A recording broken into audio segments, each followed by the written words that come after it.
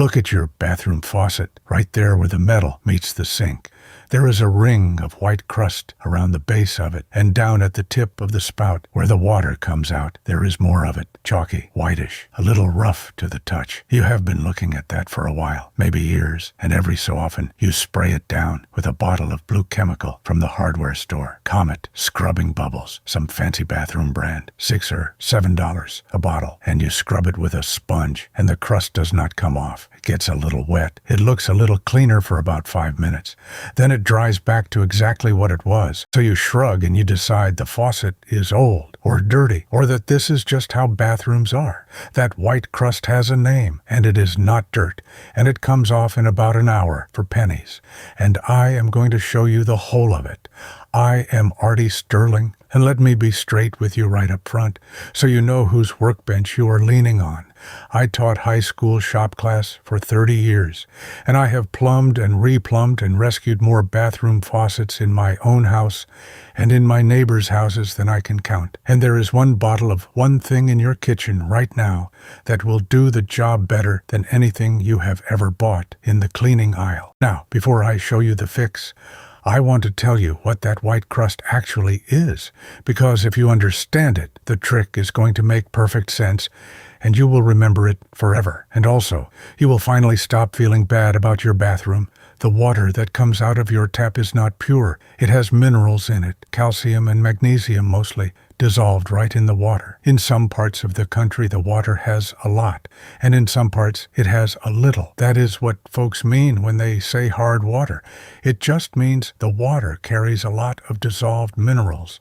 When that water sits on the metal of your faucet, or dries on it, or splashes and evaporates, the water goes away, but the minerals do not. They stay behind, and over months and years, they build up into that hard white crust you see around the base of your faucet and in the little holes at the tip. That crust is not dirt. That crust is stone. Actual stone, the same kind of stuff that makes up chalk and marble and the inside of a cave. And that is why your bathroom cleaner does not do anything to it. Bathroom cleaners are built to lift dirt and grime. They are not built to dissolve stone. You could soap and scrub that faucet from now until Christmas, and the white ring is going to stay right where it is.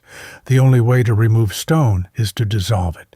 And to dissolve stone, you need something mildly acidic. And that thing is sitting in your kitchen pantry right now. Plain white vinegar. The same jug I have been sending you to for other jobs on this channel. $3 for a whole gallon at the grocery store. That vinegar. Vinegar is what chemists call a mild acid. And a mild acid, given a little time, will slowly dissolve the calcium in that white crust. The same way water slowly wears away a stone in a river. Except instead of 100 years, it takes about an hour. That is the whole trick. You give the vinegar time to do the chemistry the scrubbing sponge was never going to do. Here is how you do it. 10 minutes of your time. The rest is waiting. You need 3 things. 1. A plastic sandwich bag, the little kind you use for a sandwich. Not the fancy zip kind if you can avoid it, though those work too. Just a plain, thin plastic bag. 2. Enough plain white vinegar to fill the bottom of that bag by about an inch. 3. A rubber band, a twist tie, a shoelace, anything you can use to tie the bag closed around something. Now, first, the tip of the faucet. That is where the water comes out, and it is usually the most crusted up spot because the water is running through it every day, and every drop leaves a little more stone behind. If your faucet has a screen at the tip, that screen is probably half plugged with mineral crust, which is why the water pressure has been getting worse for years, and you did not know why. Pour vinegar into the bag until the bottom inch is full. Reach up under the faucet and slip the bag over the tip of the spout so the vinegar covers the crusted end. Take your rubber band or your twist tie and tie the bag snug around the neck of the faucet above the water line. The vinegar is now sitting there, soaking the crusted tip of your faucet. Nobody is scrubbing. Nobody is standing there. Then leave it. 1 hour for a lightly crusted faucet, 2 or 3 hours for a really bad one. If the crust is genuinely thick, some folks leave it overnight, and that is fine. While the bag is doing its work on the tip, you can work on the base. Take a small rag or a folded up paper towel, soak it in vinegar until it is wet all the way through, and lay it right around around the base of the faucet where it meets the sink. Every place there is white crust. Press it into the seam. Let it sit there wet for the same amount of time.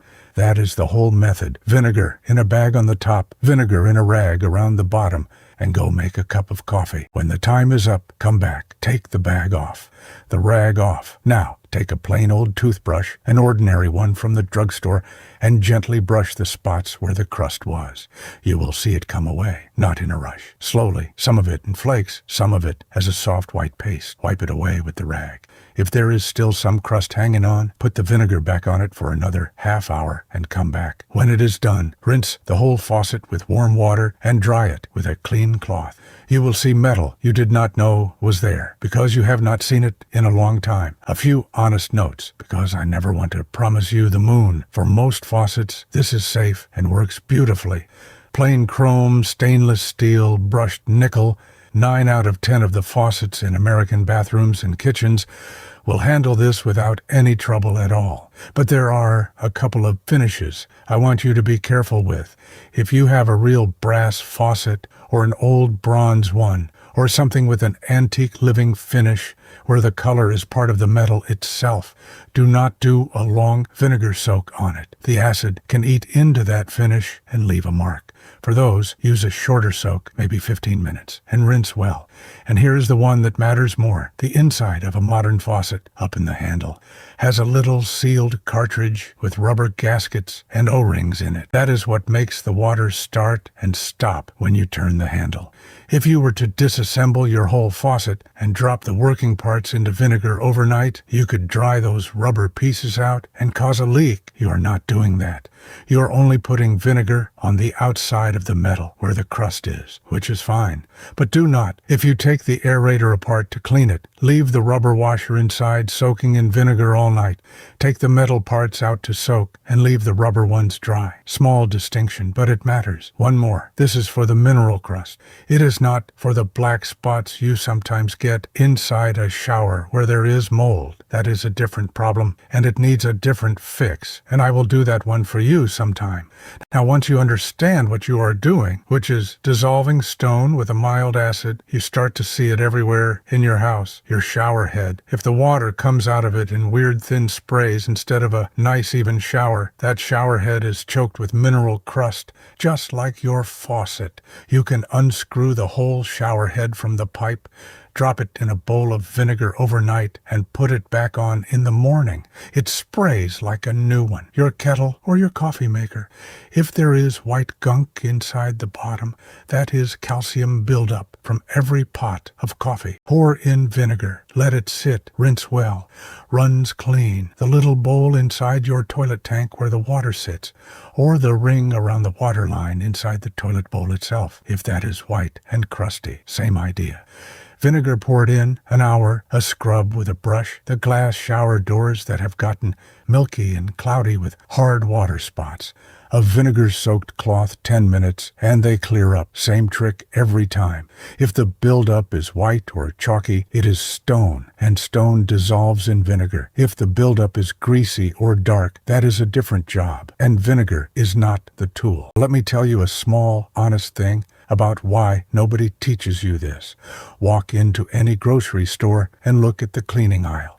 There is a whole wall of colored bottles for bathroom cleaner, shower spray, tub cleaner, faucet cleaner, toilet ring remover, hard water remover. Every one of them $6, $7, $10. Every one of them mostly water with a little bit of something in it and a picture of a shiny bathroom on the label.